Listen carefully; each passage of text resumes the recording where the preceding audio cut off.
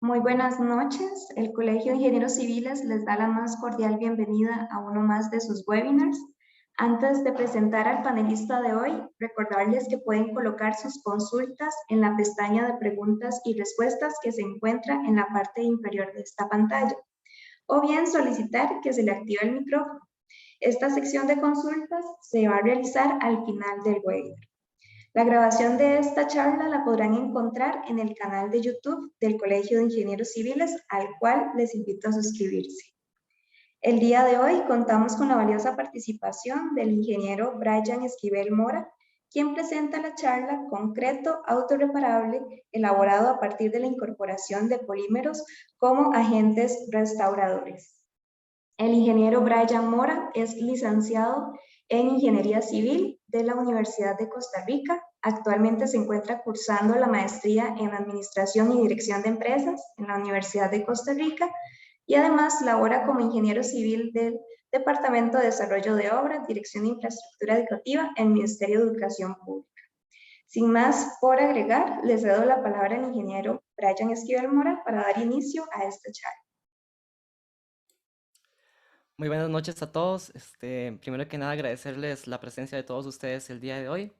Me voy a permitir a compartir la pantalla para mostrarles la presentación que vamos a ver el día de hoy. Técnicamente allí está cargando y el sistema me dice que ya los participantes pueden ver la presentación. El día de hoy vamos a hablar sobre un tema de repente un poco interesante, espero que así sea para todos ustedes, sobre un material que a veces damos por sentado. Si bien es cierto, el concreto es un material que utilizamos casi que todos los días, incluso en nuestros hogares, incluso cuando están elaborados por otros materiales como la madera, el acero, de alguna forma debe haber algún elemento de concreto también en toda esta vivienda. Y también es un material bastante versátil y sin embargo a veces desconocemos muchos de los detalles de este mismo material. Hemos concebido algunos modelos para poderlo describir, diseñar y trabajar, pero de repente no conocemos todos los detalles y hay muchas cosas por explorar. En esta pequeña investigación, yo espero haber dado un paso humilde hacia un poco más del conocimiento que tenemos sobre este material y mi proyecto final de graduación para haber obtenido la licenciatura en Ingeniería Civil se tituló Concreto Autorreparable, elaborado a partir de la incorporación de polímeros como agentes restauradores.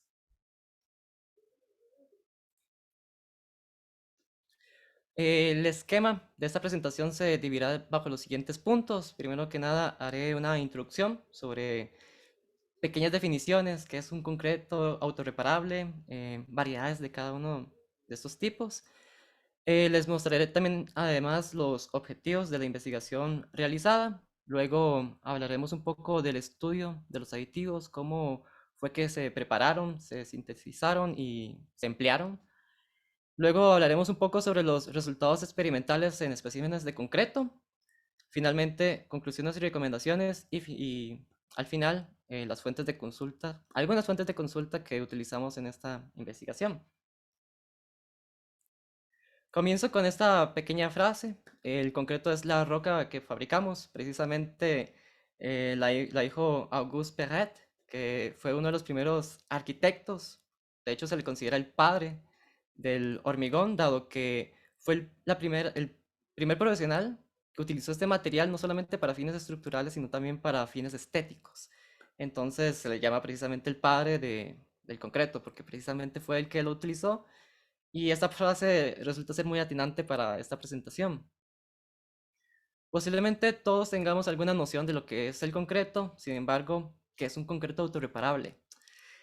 Esta clase de concreto es un material al cual se le ha agregado a la mezcla algún aditivo o agente restaurador que le permite por sí mismo, sin intervención humana o sin otros métodos mecánicos, poder reparar el agrietamiento causado por distintas causas. El concreto, desde luego, está sometido a eh, muchos esfuerzos o muchas adversidades que de repente pueden ocasionar un daño, ya sea prematuro durante su etapa de fraguado, como también durante su etapa de operación. Y esta autorreparación será de manera puntualizada, de tal forma de que se preserve por más tiempo y alargue la durabilidad del elemento. Ahora bien, podemos hablar de varios desarrollos a lo largo de la historia que han experimentado con respecto a lo que son o lo que es la definición de un concreto autorreparable. En primer lugar, tenemos las pipetas de cristal, que son básicamente recipientes de vidrio en los cuales contenía un agente restaurador. Se ensallaron en pequeñas vigas de concreto a las cuales se les aplicaba un esfuerzo de flexión, y cuando llegaba al punto en que se aparecía una grieta y rompía esos cristales, esas pipetas de cristal, liberaban el agente restaurador contenido en ellos y reparaba la grieta que estaba allí generándose. Además emitía un sonido y emitía un colorante. Entonces, de esta forma muy, digamos, básica, se comenzó a experimentar con este material. Luego, por ahí de los años 2000, 2002 en específico, se comenzó a investigar un poco más sobre la inclusión de polímeros, los cuales ya eran sustancias un poco más micro, ahorita lo vamos a ver un poco más en detalle, que generaba exactamente este mismo concepto, una microcápsula de un polímero a un nivel micro, en el cual, el mismo principio, al generarse un agrietamiento rompía esa cobertura, liberaba al agente y el agente reaccionaba o de alguna forma interactuaba con el concreto para reparar ese daño puntual y focalizado. Y también se desarrolló por ahí de los años 2010, 2013 la incorporación de microorganismos encapsulados. Son también digamos, patógenos o vida microbiana que de cierta forma puede convivir y vivir dentro del concreto, y al exponerse a condiciones de humedad y, y, digamos, interactuar con el propio concreto también, generaba sustancias dentro de su propio metabolismo que también repara grietas. Este posiblemente sea muy famoso porque la divulgación de este tipo de concreto autorreparable fue bastante expandida. Entonces, posiblemente si han escuchado de concretos autorreparables, han escuchado que tienen que ver con microbios, pero no solamente es la única forma.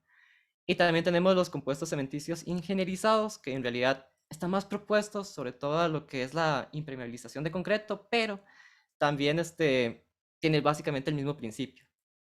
No obstante, también tenemos algo que es inherente al concreto, y es que el concreto por sí mismo ya tiene esa capacidad de autorrepararse a edades muy tempranas, eso sí. A eso le denominamos cicatrización autógena, que gracias al desarrollo de la resistencia, gracias a los procesos de fraguado y de generación de más resistencia a partir de edades posiblemente más tempranas e incluso a edades mayores, el concreto tiene cierta capacidad de reparar algunas grietas que se generen dentro de su matriz. Y eso está definido, de hecho, en el ACI 224.1R. Vamos a hablar tal vez un poquito más específicamente de cada una de estas metodologías para que lo vayamos entendiendo más a profundidad y hacer también un poco más de difusión sobre estos métodos. El primero, las pipetas de cristal, como les explicaba, pequeños tubos o recipientes de cristal, los cuales estaban rellenos por metaquilato de metilo, que es una sustancia que funciona o que reacciona con el concreto y eh, interactuaba con él y lo reparaba, lo unía, reparaba esas grietas que se generaban. De hecho, se comenzó a investigar en 1994 por la arquitecta Caroline Dry, estadounidense. Y aquí, digamos, les muestro un esquema de lo que era básicamente ese modelo. Fue básicamente lo más, lo primero que se empezó a desarrollar. Tuvieron que pasar algunos años hasta, o no, más bien, hubo también otro método que la misma arquitecta desarrolló. El primero era pasivo, este era más bien activo. A esas mismas pipetas se les conectó una bomba de vacío, de tal forma de que me bombeaba el mismo agente restaurador, pero de una manera un poco más, con más presión, digamos.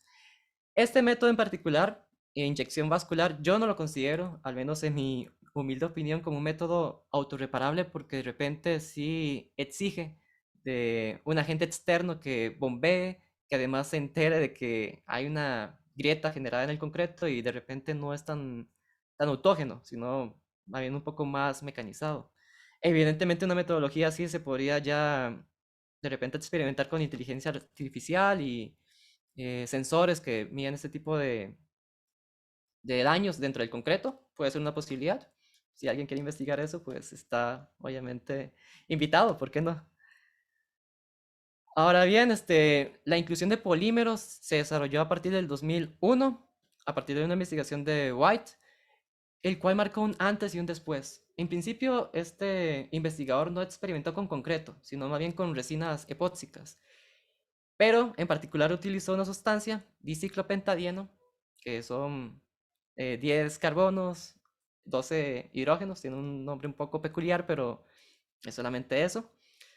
Eran sustancias que básicamente generaban lo mismo que esas cápsulas de vidrio, solo que a un nivel más micro, a partir de la polimerización de estos aditivos a un nivel micro. Ahorita más adelante les explico cómo es ese proceso. Y ese diciclopentadieno, esa sustancia, ese agente reparador, reaccionaba con el catalizador, que también estaba inmerso dentro de ese material, y se endurecía la grieta generada. En particular, el diciclopentadieno ya dentro del concreto no reacciona de esta forma, sino que más bien funciona como una especie de pegamento epóxico, más o menos, para dar una similitud o una referencia. Ahora bien, ya a partir del 2016 se publican las investigaciones de Seifan y otros, en los cuales utilizan una bacteria en específico que es la Bacillus sphaericus. Por un lado es bastante fácil de encontrar. El problema es que, al menos desde mi punto de vista, es que es bastante tóxica. Se encuentra normalmente en lácteos contaminados y ese tipo de sustancias, también carnes. El funcionamiento de esta vida microbiana es la siguiente. Ella básicamente mineraliza sustancias como el carbonato de calcio presentes en el concreto y mediante su metabolismo, pues esas sustancias que emana en presencia también de agua y aire, es decir, de alguna forma se ve expuesta a la intemperie, posiblemente por una grieta que se haya generado en la matriz de concreto, reacciona con esos agentes y justamente me genera algo muy conveniente, que es reparar la grieta a partir de las sustancias que la misma genera. Esta se considera pues una alternativa bastante ecológica, desde mi punto de vista tal vez, bueno, al menos yo no soy microbiólogo, pero sí, digamos, la escuela de microbiología de la Universidad de Costa Rica sí me advirtió de que era de repente una vida un poco difícil de trabajar, pues, sobre todo para alguien que no es experto en microbiología, como lo era yo, porque de hecho este tipo de concreto autorreparable yo lo valoré para incorporarlo en mi investigación, pero vi que habían algunas dificultades logísticas, sobre todo con la manipulación de bacterias. Entonces, yo preferí irme y orientarme hacia los polímeros, pero también es una alternativa que, por supuesto, se puede considerar. Y luego también tenemos los compuestos cementicios ingenierizados. En particular, esta investigación también utilizó un producto que es de comercial y posiblemente algunos de ustedes que trabajan en el campo también puede ser o es muy posible que sepan cuál producto es. Yo tal vez no voy a dar una propaganda acá, pero posiblemente lo adivinen. Son sustancias en las cuales están tratadas con cuarzo, algunos ácidos orgánicos e inorgánicos y también algunos ácidos por ahí. Y estas sustancias lo que me generan es básicamente reaccionan con el agua y, y el concreto, de tal forma de que están diseñados para impermeabilizar, cerrar vacíos. Esa es básicamente la filosofía de los compuestos cementicios ingenierizados, lo cual en particular también es muy conveniente para generar efectos autorreparadores. Y posiblemente los que hayan trabajado también con este material de repente han notado que tienen la capacidad de sellar grietas, no solamente poros a nivel microscópico, sino también a un nivel incluso ya de grietas de 1 milímetro, por ejemplo. Y hablemos un poquito más sobre la cicatrización autógena. Em, Básicamente es un proceso que se genera a partir de la presencia de óxido de boro, que se encuentra en algunas pequeñas cantidades incluso con respecto, digamos, a la edad. Entre mayor edad tenga el concreto, menor cantidad de óxido de boro tendrá. Y en presencia de humedad, va a reaccionar con el carbonato de calcio, que es, por el contrario, una de las sustancias más abundantes dentro de la matriz de concreto. Y es un material que casualmente es duro y fuerte y me rellena espacios vacíos y microfisuras. Entonces, por sí solo ya me está generando ese efecto que andamos investigando. Tiene, por supuesto, ciertas limitantes, como la edad del concreto, la necesidad de la presencia de agua. Si el concreto no es continuamente hidratado, pues no va a surtir efecto esta reacción. Y, por supuesto, también hay una limitación en el ancho de las grietas que pueden ser rellenas.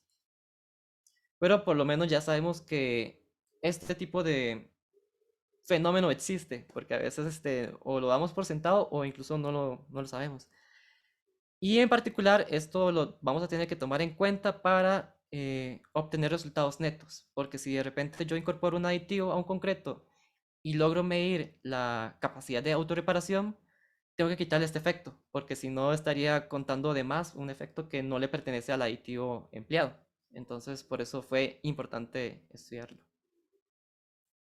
Ahora hablando de manera más específica de lo que fue el proyecto final de graduación, les voy a leer el objetivo general, el cual consistió en analizar a partir de ensayos experimentales de laboratorio el efecto de autorreparación en el concreto que ocurre con la incorporación de aditivos restauradores sintetizados y un producto preempacado comercial para determinar la eficacia de estos en la restauración de microfisuras, que era básicamente el objetivo general de nuestra investigación. Resumiendo tal vez los objetivos específicos, lo primero, como cualquier investigación, fue realizar un estudio documental acerca del estado del arte, de esta metodología y de este campo del conocimiento de la ciencia de materiales y también de los concretos autorreparables que se habían investigado anteriormente. Y a partir de ello, diseñar una metodología de trabajo. Luego se diseñó y elaboró 8 tipos de concretos, utilizando 2 tipos de cemento hidráulico. En Costa Rica, como todos sabrán, o la mayoría, porque creo que también hay personas extranjeras presentes, en Costa Rica no se comercializa el cemento Portland tipo 1 de manera, digamos, pura, sino que esta tiene algunas añadiduras, algunos materiales cementantes como la puzzolana y la caliza, la piedra caliza. Esto para mejorar ciertas propiedades del concreto, por ejemplo, lo que es la resistencia al ataque de sulfatos, hacerlo más impermeable, entre otros factores, ganancia de resistencia, por supuesto. Entonces, por eso se utilizó 2 tipos de cemento para ver el efecto particular de la puzzolana, dado que en el mercado nacional no hay forma de, digamos, restar este, este material cementante dentro del cemento, porque en casi todos está presente. E incluso en los que son, digamos, cementos que en su mayoría están, digamos, haciendo más énfasis en la caliza, pero igualmente tiene una pequeña proporción de puzzolana. Entonces, por eso se realizó esta investigación de esta forma, porque de repente detectamos que uno de los aditivos podría reaccionar con la puzzolana. Entonces, para medir si este generaba un efecto positivo o negativo, utilizamos 2 tipos de cemento con diferente proporción de puzzolana y se midieron los efectos. Al final resultó que no hay, digamos, una correlación entre ambos. Y finalmente, ya teniendo resultados de laboratorio, se analizaron los aspectos físicos, químicos y mecánicos relacionados con esos concretos hidráulicos estudiados para entender y cuantificar su comportamiento, desde el punto de vista estadístico, como también mecánico, a partir de la ciencia de materiales que normalmente dentro de nuestro conocimiento como ingenieros civiles conocemos, como lo de la resistencia, el módulo de elasticidad, y otros factores también más estudiando los aditivos, como serían sus propiedades físicas y químicas, que de repente ahí voy a hacer un poco más de énfasis porque a diferencia de lo mencionado anteriormente, la química de repente es un área del conocimiento que nosotros no dominamos tanto, a no ser de que trabajemos específicamente en ciencia de materiales y sobre todo en pavimentos, que es tal vez el tipo de especialista en ingeniería civil que de repente ve un poco más estos métodos, pero igualmente los voy a discutir más adelante. Hablemos un poco de la metodología empleada. El esquema metodológico, pues por supuesto, es posiblemente uno de los clásicos para cualquier tesis relacionada con el desarrollo o el estudio de concreto, salvo algunas peculiaridades, como por ejemplo fue la síntesis de los aditivos que se iban a utilizar. Como les mencioné anteriormente, hubo un producto preempacado comercial que se utilizó, pero también otros dos aditivos que nosotros sintetizamos. Es decir, tomamos los reactivos de manera separada y produjimos un producto que al final fue el aditivo que se empleó. En particular fue un aditivo de silicato de sodio como agente restaurador y otro que era de diciclopentadieno. Esos procesos igual, pues al principio una fase 1 donde se realiza una investigación sobre el estado del arte, una fase 2 donde se caracterizan los materiales a emplear, el cemento y sus típicos ensayos como por ejemplo la consistencia normal, tiempo de fraguado, densidad, finura por el tamiz número 325, resistencia a la compresión e incluso la determinación del pH.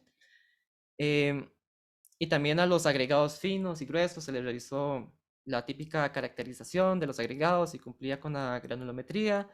Y a partir de esto, pues, conociendo ya sus propiedades físico, químicas y mecánicas, se realiza el cálculo de materiales y se procede, digamos, a apartar o comprar, o en este caso, pues, a donar, porque también tuvimos donaciones por parte de la NAME, por supuesto, también de Holcim, también nos donó 1 tonelada de cemento, y también agregados guapiles que también nos facilitaron lo que fueron los agregados finos y gruesos. Ahora bien, conociendo también las propiedades, se hicieron los diseños respectivos, se incorporaron los aditivos y se comienza una fase 3, que es el estudio de los resultados a partir de los especímenes de concreto empleados. En particular, tal vez este detalle es digno de nombrar, no se estudia tanto la resistencia del concreto, sino en sí su modo de elasticidad, porque de repente nos interesaba más conocer las propiedades de un concreto que mantiene su funcionalidad, no ha llegado a la falla y por lo tanto ya se considera como un material descartable, sino por el contrario, un material al que se le expone a un daño severo, no definitivo, y uno de los parámetros que nos ayuda muchísimo es el módulo de elasticidad, y mediante las variaciones de con respecto al tiempo y además a la incorporación de aditivos, pudimos estudiar cuál era la magnitud de la autorreparación. Ese fue el método empleado en particular. Otros métodos de otras investigaciones utilizan de repente métodos más cualitativos como fotografías, análisis de tal vez rayos X, etcétera. Yo preferí, digamos, orientarme a algo un poco más cuantitativo, más mecánico, de hecho. Al final de este proceso, pues ya continuó la parte más académica, que era la defensa pública, y al final lo logré, me gradué y estamos acá. Pero detallando tal vez algunas cosillas, tal vez que son interesantes de nombrar, como por ejemplo las herramientas estadísticas. A cada una de estas poblaciones de muestras que se utilizaron, teníamos diferentes tipos de concreto, según los cementos empleados y también los aditivos que se incorporaron, pero también tenemos diferentes edades. Esto me genera bastantes poblaciones, al menos unas 16 tipos de concreto a estudiar. Estas poblaciones las estudiamos mediante dos pruebas de normalidad, Harkevera y Anderson-Darling.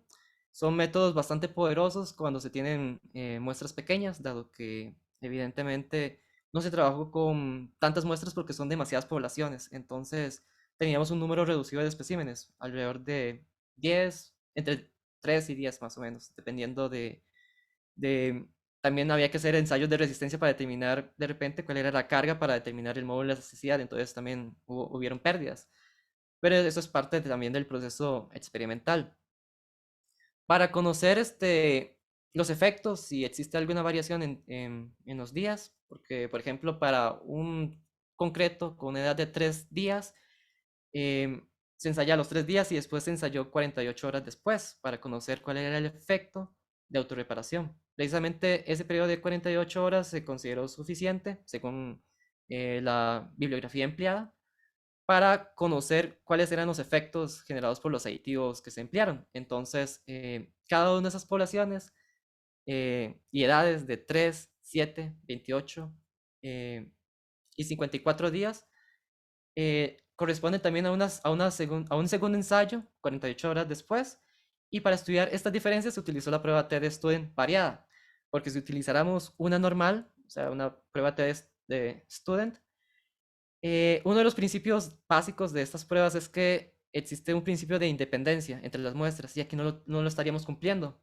porque es el mismo espécimen ensayado 48 horas después, entonces hay una dependencia. Y eso es subsanado mediante una prueba T-Student variada y con un nivel de significancia del 0,05. Y para estudiar las diferencias entre diferentes poblaciones, que de repente también es bastante interesante definir cuál aditivo funcionaba mejor y también con respecto al control, es decir, sin ningún tipo de añadidura, se utilizó un análisis de varianza ANOVA clásico con un nivel de significancia de 0,05 y se utilizaron comparaciones múltiples, en específico dos, la de Tukey, que es bastante conocida y difundida porque es bastante práctica, al menos para nosotros como ingenieros civiles, pero también se utilizó la prueba de Dunet, que es muy similar, solo que Tukey hace una comparación entre diferentes poblaciones entre sí. En cambio, Dunet hace lo mismo, pero solamente utiliza como referencia un control, una muestra de control. Entonces, en vez de hacer todas las comparaciones, se reduce a unas, digamos, control con una variedad, con otra variedad y con otra variedad. ¿En qué me ayuda? En que me reduce el error cuadrático medio y así me vuelve el método de repente un poco más preciso a la hora de determinar si hay diferencias significativas o no entre diferentes poblaciones. Con respecto ya a constantes experimentales, tal vez es bastante interesante de notar que se utilizó una proporción agua-cemento de 0,50. De repente en la industria del concreto no es muy frecuente, normalmente se tiende a valores más altos, sin aditivos, fluidificantes, o valores más bajos para aumentar la resistencia y con ayuda de aditivos que me fluidifiquen.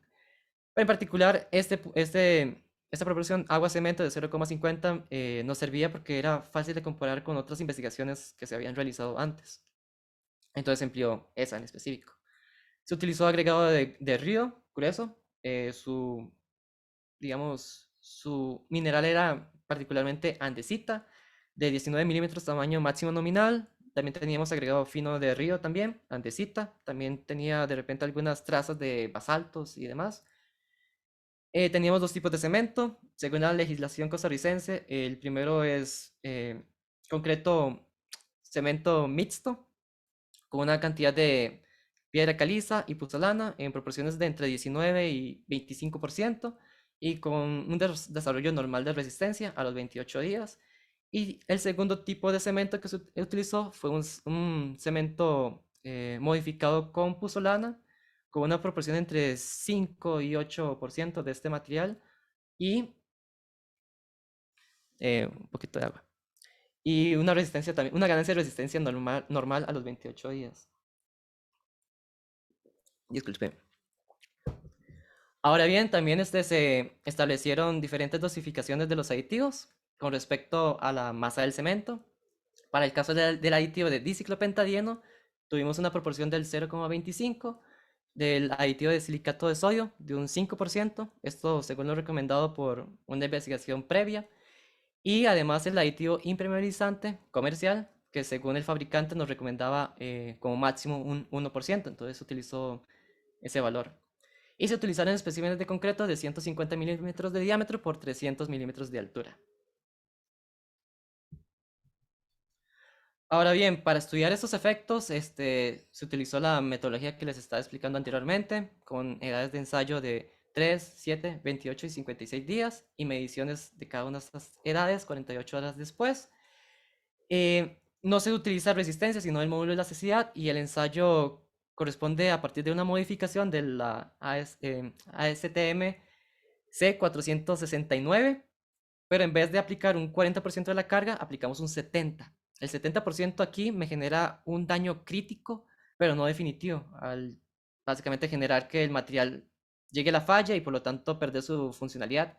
No deseábamos eso, deseábamos aplicarle la mayor carga posible para generar daños generalizados, pero no llevar el elemento a la falla. Si lo hubiésemos llevado a la falla, pues no tendría sentido porque ya el elemento no nos sirve. Entonces, fue mejor aplicarlo de esta forma. Y esto también de la cicatrización autógena que les mencionaba anteriormente. Para determinar un valor neto, utilizamos esta ecuación que es inventada, pero básicamente decimos que sí es igual a esa diferencia producida en el módulo de elasticidad por parte del aditivo empleado, menos esa misma diferencia, pero con respecto al control, es decir, sin ningún tipo de aditivo. Esa diferencia me generaba ya la diferencia, digamos, neta, y es lo que determinamos nosotros como la autorreparación del concreto, por así decirlo. O por lo menos el efecto que me generó, hablando de manera tal vez un poco más conservadora, el efecto que me generó el aditivo empleado en la ganancia o la recuperación del elemento de concreto después de un periodo de 48 horas. Así lo vamos a definir. Hablemos un poquito más de la teoría mecánica, tal vez un poco más breve. La curva que vemos en negro es la curva típica de desarrollo de resistencia del concreto. Tenemos una parte que se comporta más o menos elástica y después una parte completamente plástica hasta llegar a la falla.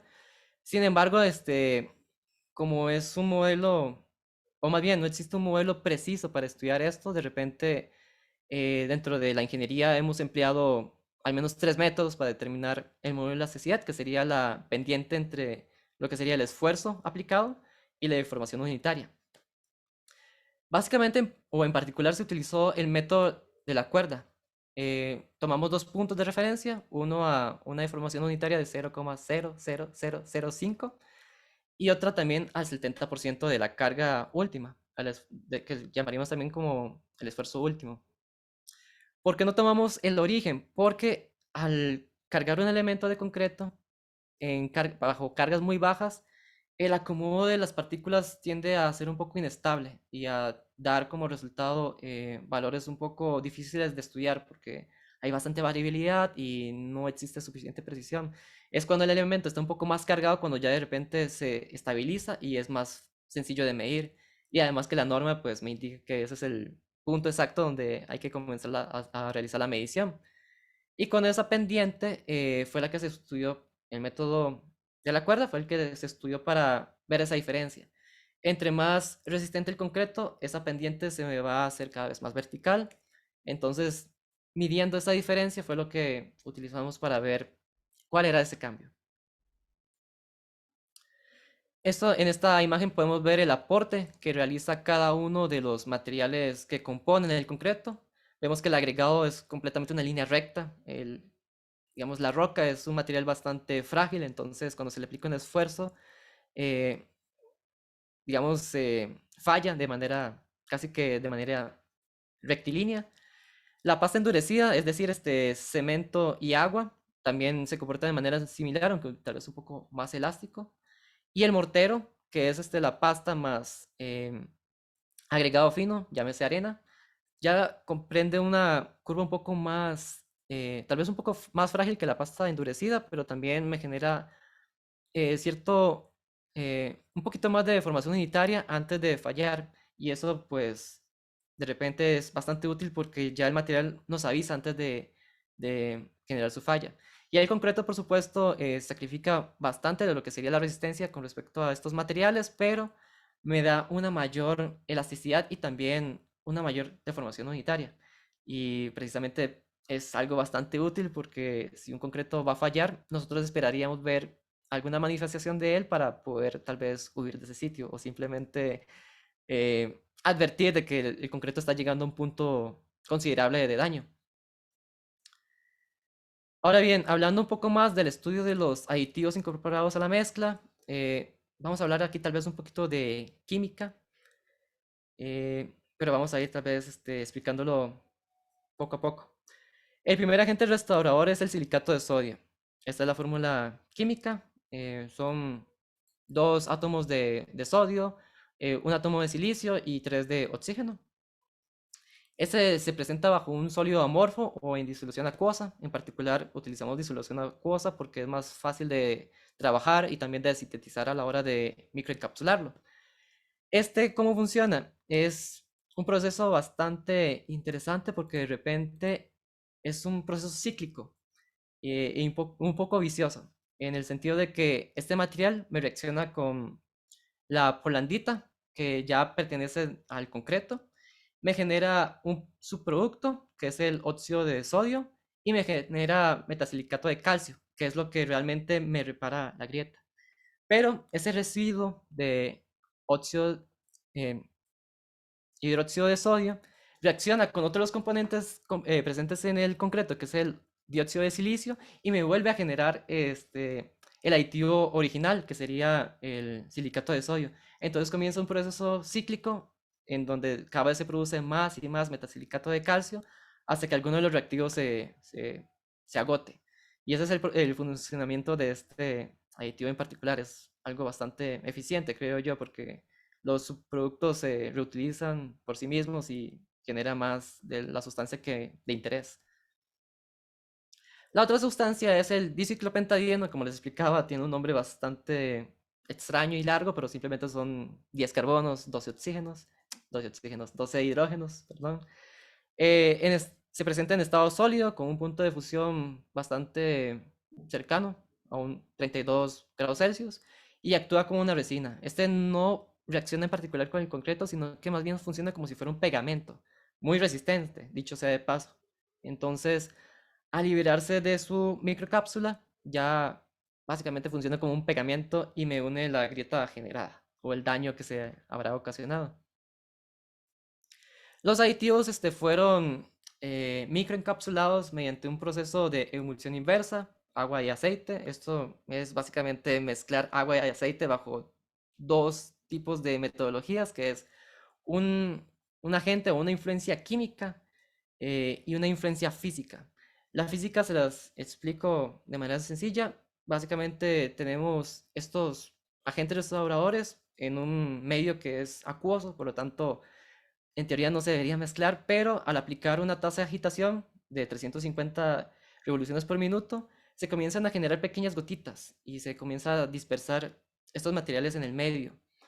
Y como ese medio está conformado por un polímero de urea formaldehído, al secar, lo que hace es que esas pequeñas gotitas generadas fueron, digamos, recubiertas por una capa, que es lo que llamamos una microcápsula, y ese es básicamente el aditivo generado. Ese espesor de la capa que se genera también depende del nivel de pH, en particular 3.5 es el óptimo, y una temperatura de síntesis que facilita todo este proceso a 55 grados Celsius. Ese de hecho es una muestra de básicamente recién preparada de aditivo de diciclopentadieno. Esos grumos que se ven ahí son humedad. Esa humedad se tenía que desecar varios días después hasta obtener una muestra completamente seca, porque de otra forma esa humedad me estaría, digamos, afectando el diseño de mezcla y alterando las proporciones de agua y cemento. Ahora bien, para estudiar estas metodologías utilizamos tres herramientas químicas. La primera fue microscopía confocal, básicamente ver las microcápsulas a partir de un microscopio muy interesante porque es un microscopio de fuerza atómica, eso sí, en modo óptico.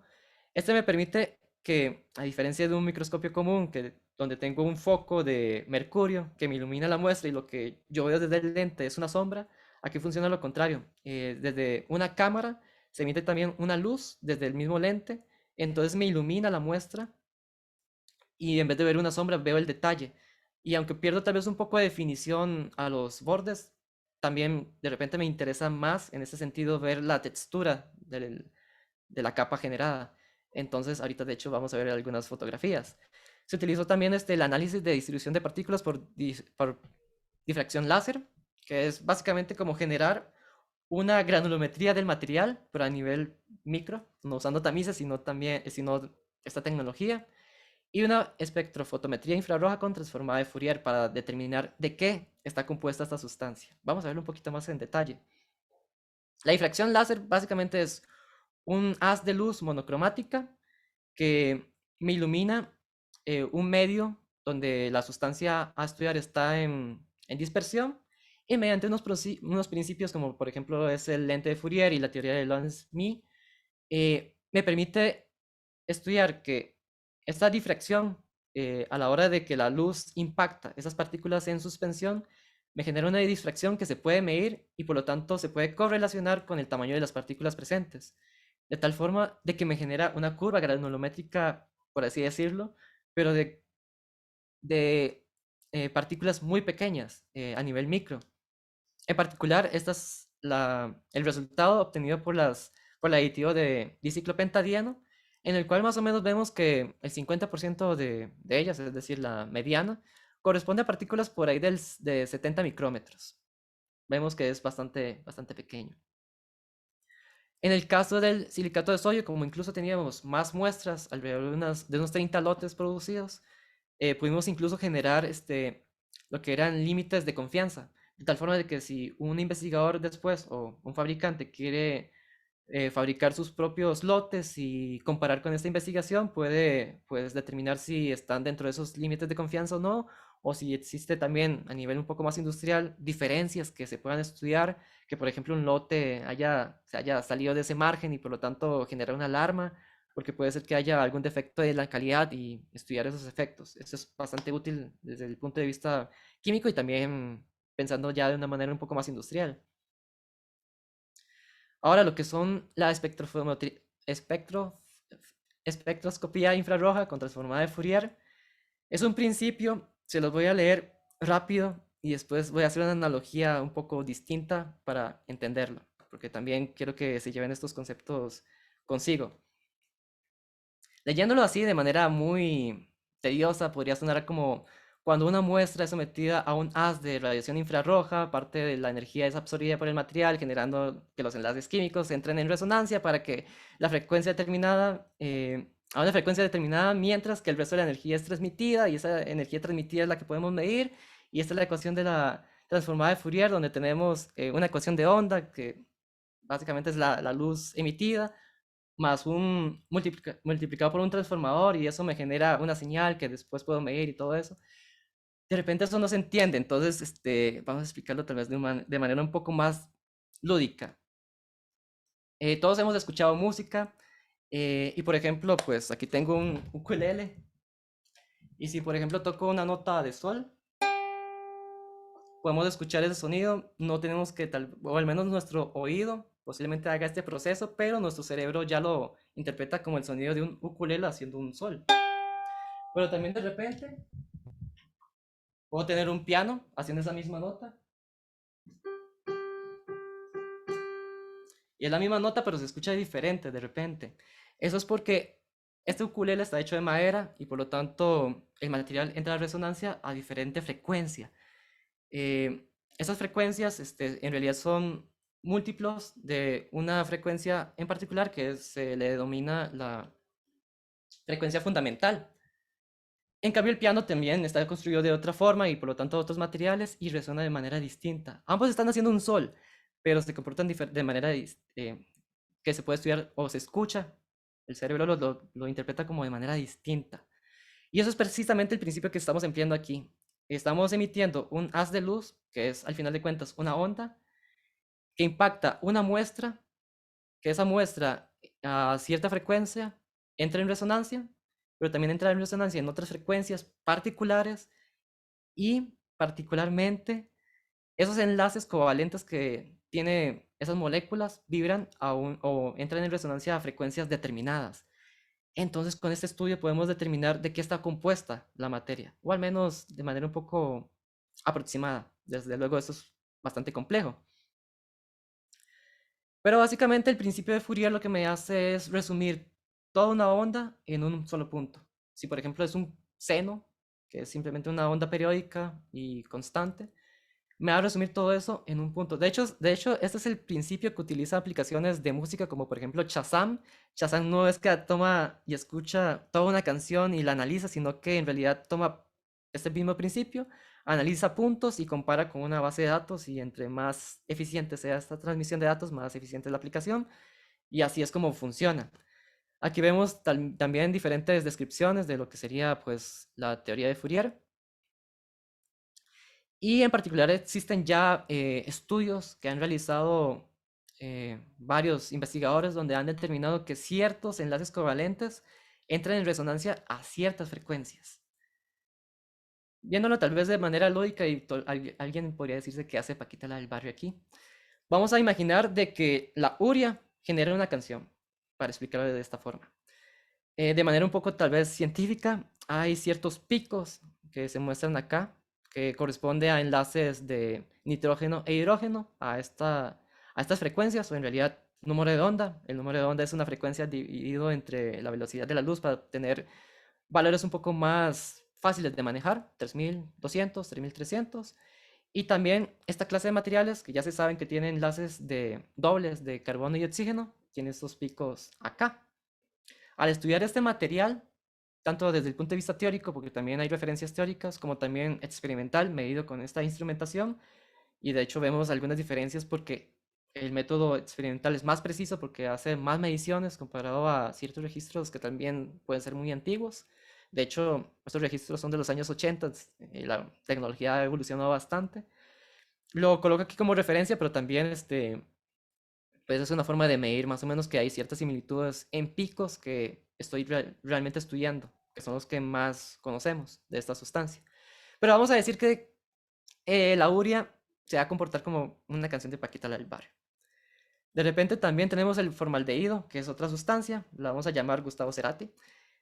Gustavo Cerati va a tener enlaces de oxígeno e hidrógeno, particularmente como es una sustancia que está en estado acuoso, existe también dentro de esta metodología lo que se denomina la curva del agua, que es esto de acá. Es algo un poco más coloquial, pero sí, digamos, este comportamiento es muy frecuente en productos que tienen agua, porque básicamente estudian estos enlaces y esos enlaces entran en resonancia a esas frecuencias. De hecho, esto lo vamos a denominar también Bad Bunny, porque está en todos lados. De nuevo, referencias lúdicas.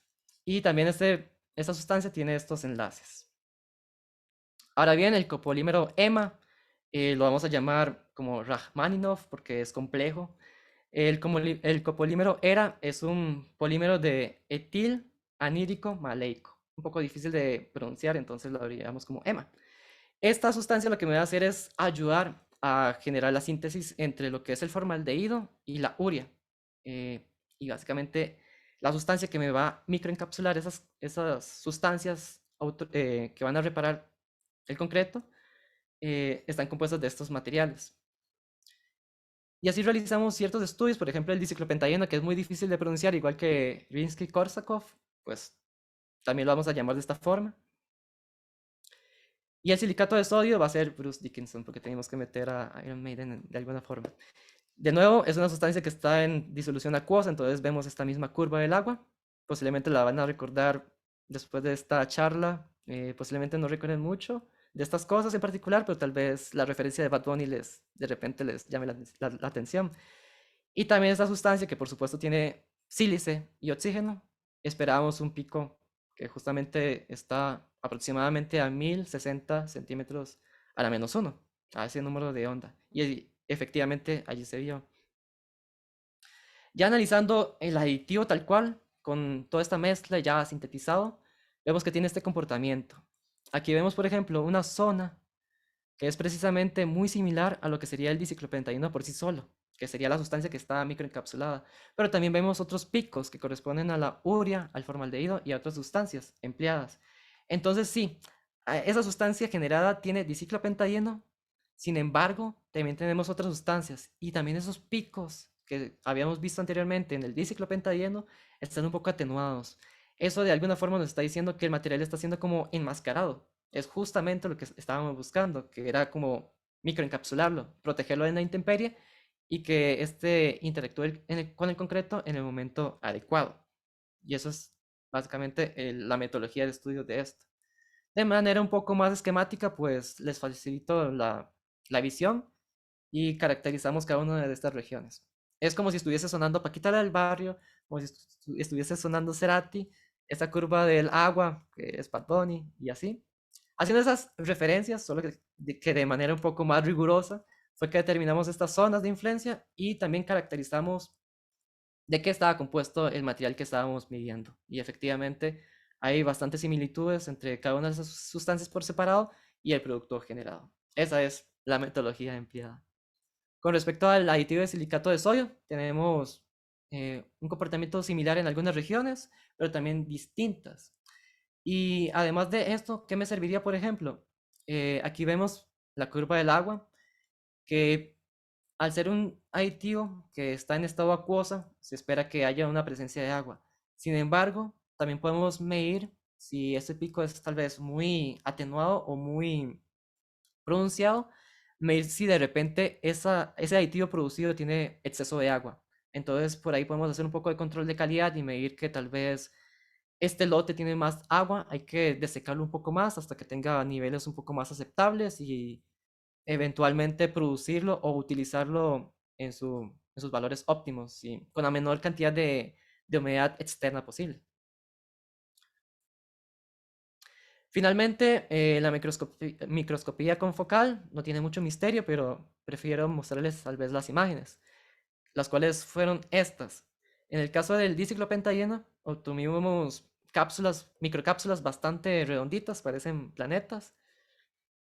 Tiene esta rugosidad de repente bastante pronunciada y de hecho esta rugosidad me generó que el concreto de repente fuera menos manejable porque era capaz de absorber agua, pese a que estaba en proporciones bajas con respecto al cemento.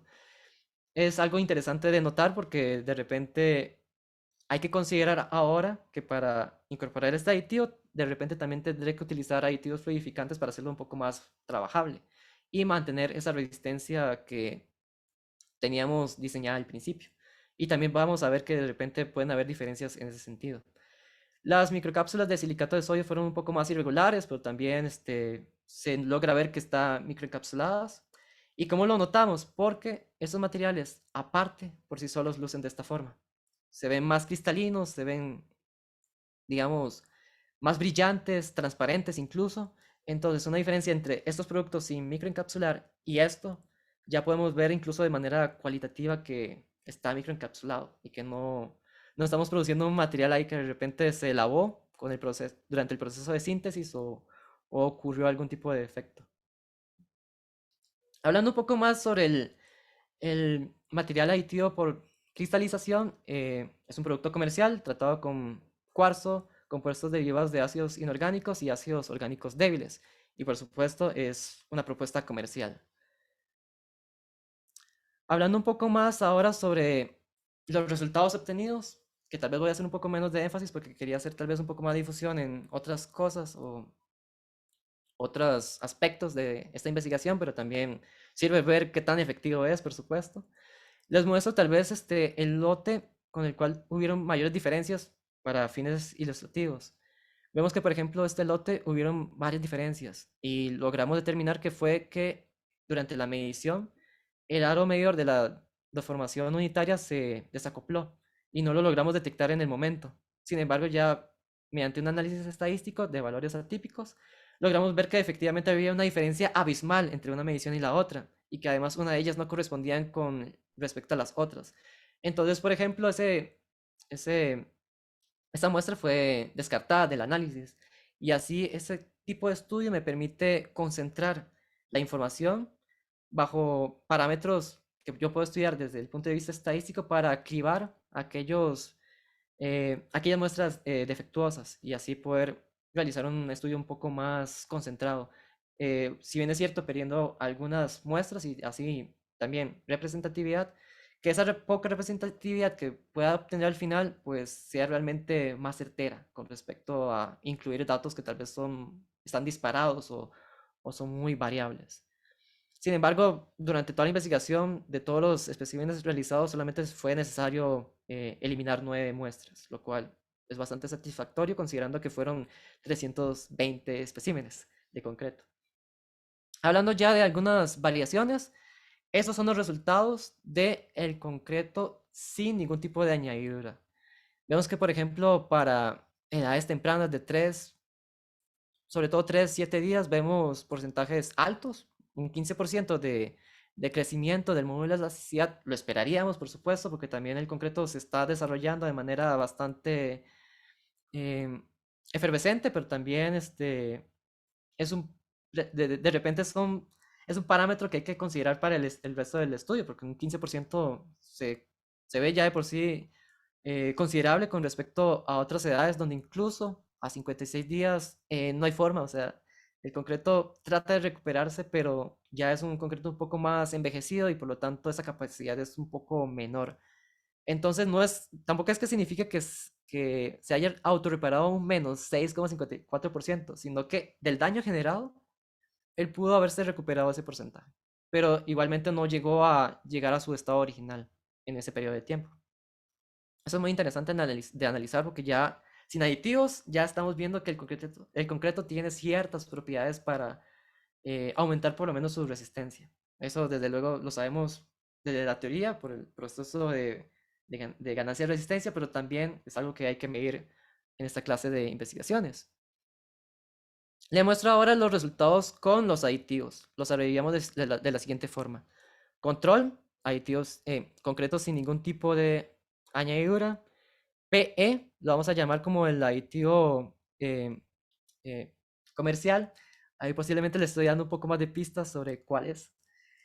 La DCPD, diciclopentadieno, y SS como silicato de sodio. El primero, eh, para una edad de 3 días, obtuvo un porcentaje del 30% bruto. Y el segundo, un 11%. Si esto se compara con las investigaciones, no, perdón, me estoy confundiendo. Estos valores corresponden a las investigaciones de Guilford y otros en 2016, el cual fue la investigación de la cual se basó gran parte de esta investigación. Ellos en realidad utilizaron solamente esta de 3 días. Yo me amplié a otras edades. Pero vemos que, por ejemplo, el aditivo de diciclopentadieno, 31,93%, 30% son valores muy similares y de repente ya nos permite comparar. Por otra parte, tuvimos mejores resultados con el silicato de sodio porque nosotros obtuvimos un 28% y esa investigación tuvo un 11%. Ahí también pudo haber influido otras causas. Pero de repente ya podemos comparar con respecto a otras investigaciones realizadas en la materia. Así también vemos algunos valores para 7, 28, 56 días. Evidentemente, entre mayor sea la edad, más difícil es para el concreto o para el concreto autorrepararse por sí mismo. Y por lo tanto vemos valores negativos. De manera un poco más gráfica para ver estas diferencias, en celeste, más clarito, vamos a ver los módulos de elasticidad al inicio o en el ensayo inicial, y en azul lo vamos a ver en el segundo ensayo 48 horas después. Y aquí se muestran los porcentajes de estas diferencias. Vemos que, por ejemplo, a edades de 56 o 28 días, vemos de repente valores en azul por debajo de los valores iniciales. Eso también con respecto también a los de control que están por acá. Podemos ver de que sí es cierto, hay algunos que genera de repente valores negativos, pero también hay cierta recuperación. Por ejemplo, lo que fue el aditivo comercial, que para una edad de 56 días me generó igual un número negativo, menos 1,2%, pero comparado con el 6,54% de un concreto sin aditivo, es porque algo me está generando allí. En otros, por ejemplo, los otros aditivos tal vez tuvieron un desempeño tal vez menor, pero vamos a analizarlo ahora de manera neta. Ahora vemos solamente los valores en azul o en rojo. Azul significa que hubo un crecimiento y en rojo un decrecimiento. De esta forma podemos ver de manera un poco más visual que a edades más tempranas de 3, 7 días vemos valores más azules un poco más amplios, márgenes más altos, y a edades mayores pues lo mismo, valores negativos incluso. Haciendo previamente a determinar valores netos, es aquí preciso realizar un análisis estadístico mediante ANOVA, donde se determinó que, por ejemplo, a edades de 3 días hubieron mayores diferencias o mayores conflictos entre cada una de estas.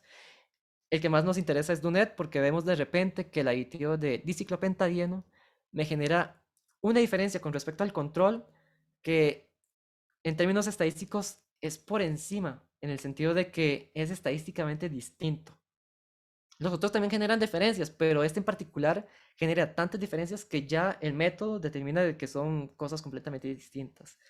Y por eso es como interesante este tipo de metodología. Y esto mismo se obtuvo también a edad de 28. Casualmente a edades de 7 días, a pesar de que hubo crecimientos positivos, como lo vimos anteriormente, de repente no generaba diferencias estadísticamente significativas, pero a 28 días sí. Y a 56, a pesar de que hubieron valores ahí, ganancias, tal vez el aporte no es mayor. A priori ya podemos determinar que a edades de 3 y a 28 días esos aditivos generan mayores efectos. ¿Por qué al 7 días no? Eso en realidad lo desconozco porque en realidad hubieron cambios, pero también el concreto de estas edades está comenzando lo que es el desarrollo de resistencia a largo plazo y por lo tanto hay ciertas sustancias como por ejemplo las primeras que reaccionan de manera un poco más veloces al inicio del fraguado incluso que precisamente son materiales que utiliza el mismo concreto para autorrepararse después, de repente comienzan a vencerse y ya a partir de los 7 días empiezan a haber otros procesos ya de largo plazo. Y por eso tal vez se ve algunas diferencias con respecto a eso. Esto tal vez para intentar justificar estas diferencias.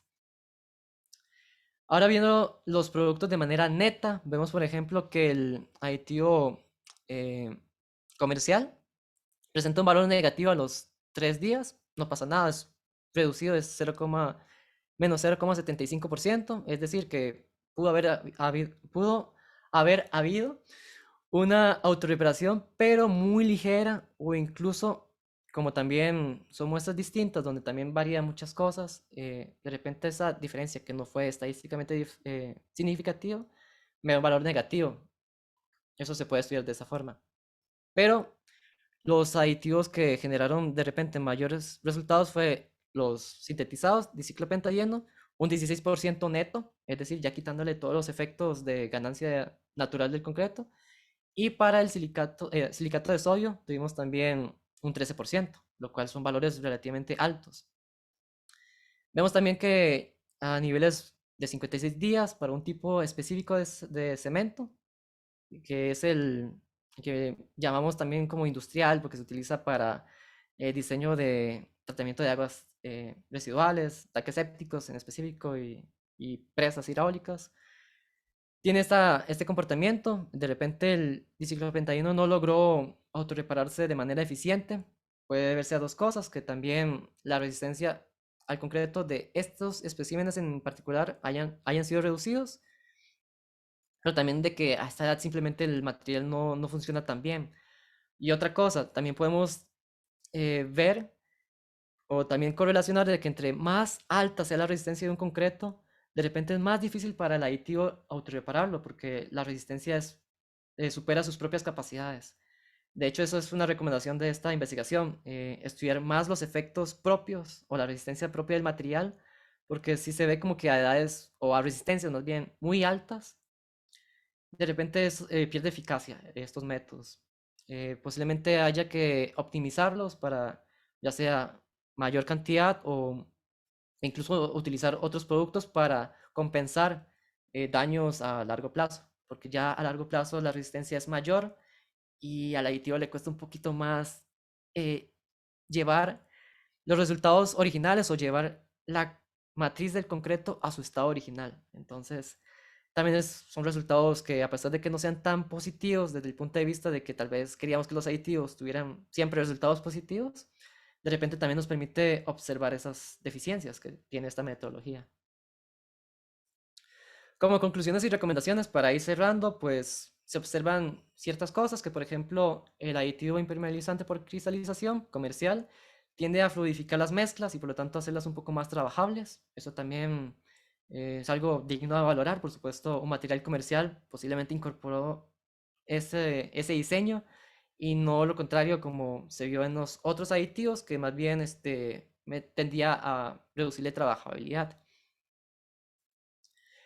Datos un poco más estadísticos, que por ejemplo la distribución estadística para la mayoría de los especímenes se comportó como si fuera una distribución normal, lo cual es positivo para utilizar los métodos de test-student y un análisis ANOVA. Los especímenes de concreto sin aditivos muestran ya de por sí a los 3 días un efecto que podemos presumir restaurador, pero en realidad también se debe a su propia ganancia de resistencia, pero ¿por qué no? También está el fenómeno de cicatrización autógena que ya ha sido estudiado. ¿Cuál es cuál? No lo podemos determinar en este momento. Yo creo que eso en particular no se ha estudiado tan a fondo, o al menos no existe una metodología normada para definir cuál de estos valores o de estos porcentajes medidos pertenece a qué. Ambos, pues, posiblemente han sido como considerados dentro de los diseños de concreto y simplemente es como algo natural que le ocurre al mismo, pero no específicamente el detalle de estos procesos. En resumen, también los valores más significativos fueron a 3 días. El aditivo de silicato de sodio me genera una autorreparación neta del 13%, la de diciclopentadieno un 16%, lo cual es bastante considerable, que me genere esa, por encima, digamos, del desarrollo normal de resistencia, que me genere una resistencia mayor de la que se esperaría, pues es algo bastante provechoso, algo que en realidad, pues, es positivo. Además, a estas edades, el aditivo comercial no generó un cambio alguno significativamente, estadísticamente hablando, pero de repente este se comportó mejor a edades más tardías. Se observa también de que los aditivos em, a 3 y 28 días, como se observaba, generó mayores efectos y no tanto a 7 y a edades mayores como 56 días, posiblemente algunos procesos naturales del desarrollo de la resistencia. Y también entre menor sea el módulo de elasticidad, más efectividad van a tener los aditivos a manera general para reparar el material e incrementar el módulo de elasticidad por un periodo de 48 horas. También como recomendaciones tenemos utilizar aditivos plastificantes o fluidificantes en el caso de los aditivos sintetizados para compensar ese déficit de trabajabilidad que se observó. Y desde el punto de vista químico, realizar un análisis termogravimétrico para medir ya otras variables de estos aditivos, como es la estabilidad térmica, oxidación de los aditivos, la vida media. Esto ya pensando un poco de manera un poco más como producto comercial, porque evidentemente nos interesa saber estas cosas para saber cuál es la fecha de vencimiento del producto, eh, cuáles medidas hay que tomar, cuáles manejos, si no se puede exponer al sol o si por el contrario puede estar en un ambiente un poco más expuesto, más a la intemperie, etc. Se recomienda también aplicar una metodología que me permita estudiar de estos agentes restauradores su resistencia, adherencia, cohesión y módulo de elasticidad a nivel micro. Existen métodos, por ejemplo, está el mismo microscopio de fuerza atómica. Tiene una modalidad que además me permite medir esta clase de parámetros. La resistencia, la cohesión, son de repente ensayos que se podrían realizar a este tipo de materiales para determinar cuál, cuáles son esos valores mecánicos del mismo y poderlo correlacionar con respecto a la reparación vista. Por supuesto, realizar ensayos superiores a los 56 días y registrar variables, como siempre, ya sea que generen errores sistemáticos o aleatorios, como es condiciones ambientales. Incluso yo fui un poco obsesivo, coloqué o determiné incluso la posición exacta de esos especímenes en la cámara húmeda donde eh, estaban los especímenes en reposo, los caractericé según la posición en que estaban. Eso tal vez es un poco obsesivo, pero de repente permite encontrar errores en el caso de que nuestra cámara húmeda tenga algún tipo de efecto o en un lugar reciba más humedad que en otra y permitir estudiar esos errores que podrían generarse y que uno pensaba que no eran aleatorios, pero en realidad tiene alguna causa que de repente se podría encontrar. Las fuentes de consulta empleadas, en resumen, no están todas, pero se emplearon las siguientes, varias normas del ACI, por supuesto que también normas del ASTM, en particular pues la C469, que es la que determina el módulo de elasticidad, esa se modificó. Otras normativas tropicalizadas de uso nacional. Y en particular esta investigación fue la base de este estudio y de este trabajo final de graduación, porque fue la que esta investigación nos dio varios de los parámetros iniciales con los cuales se experimentó. También hay otras investigaciones importantes e históricas y también propias también que no tienen tal vez nada que ver con concretos autorreparables, pero sí con los mismos materiales que se estuvieron trabajando, como fue la tesis de Luis Hernández del 2018, también de la Universidad de Costa Rica. Abrimos el periodo de preguntas y si no hubiese, pues les agradecería muchísimo su presencia. Espero que esta charla les haya interesado y motivado a investigar sobre este tipo de concretos, que este material, a pesar de que está muy explorado, o al menos así pensamos, también hay muchas cosas de las cuales se les puede optimizar y sacar un mayor provecho. Entonces, si tienen algunas consultas, estaríamos... Muchas gracias, Brian, por compartir tus conocimientos con nosotros. Como ya lo indicó nuestro panelista, estamos en la sección de preguntas, entonces, si desean, la pueden colocar en la pestaña de preguntas y respuestas o bien en el chat me pueden indicar y con mucho gusto les puedo activar el micrófono.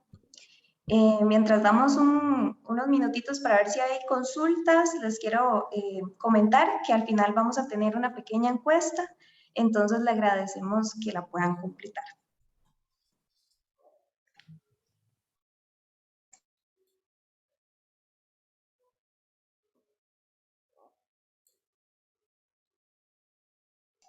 Ok, bueno, yo creo que no hay consultas. Entonces, Sí, por ejemplo, hay un comentario en el chat que sí, me parece vi bastante interesante, un es una comentario. sugerencia. Ujú. Sobre el diciclopentadieno, sí, de hecho, esta sustancia se obtiene a partir de derivados del petróleo. En principio es bastante eficiente en realidad, pero sí tiene ciertas consecuencias, por ejemplo, hasta cierto punto puede llegar a ser cancerígeno. Durante la elaboración de esta investigación también es un producto que es aromático y por lo tanto emite olores bastante fuertes y de repente era un poco incómodo de trabajar. Posiblemente muchas de las personas que estaban en el laboratorio compartiendo el espacio conmigo también reportaron algunas molestias porque pensaban de que de repente había un contaminante o algo por el estilo y en realidad era la misma sustancia que estaba siendo incorporada al concreto. Entonces, ese efecto tanto de que es un derivado del petróleo y por lo tanto no es muy ambiental, pese a que precisamente el objetivo de este tipo de concretos es hacer el material más ambiental, sustituirlo con un material que me mencionan acá, que es la lignina, que no lo conozco en realidad, pero posiblemente lo esté investigando para de repente podemos obtener resultados un poco más eficientes. De repente también había pensado en, en cáñamo, ahora que se ha aprobado al menos la ley para realizar investigación para lo que es el cáñamo industrial. Se ha investigado en otros países que, por ejemplo, la resina de cáñamo me incrementa ciertos parámetros de, por ejemplo, me da una mayor capacidad a la flexión y otras cualidades. Me dicen por acá que la lignina es un polímero constituyente en la madera, entonces es un poco de repente más viable desde el punto de vista ecológico. Y hay otras sustancias también de otros orígenes que de repente se podrían investigar o implementar para ese tipo de metodología. Entonces les agradezco muchísimo por haberme comentado acá en el chat.